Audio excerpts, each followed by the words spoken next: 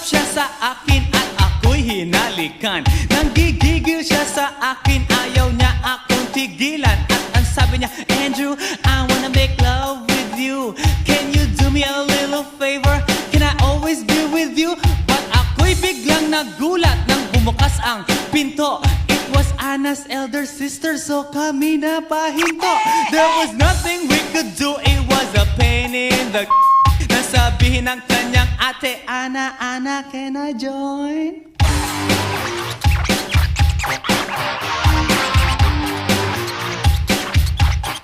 Andrew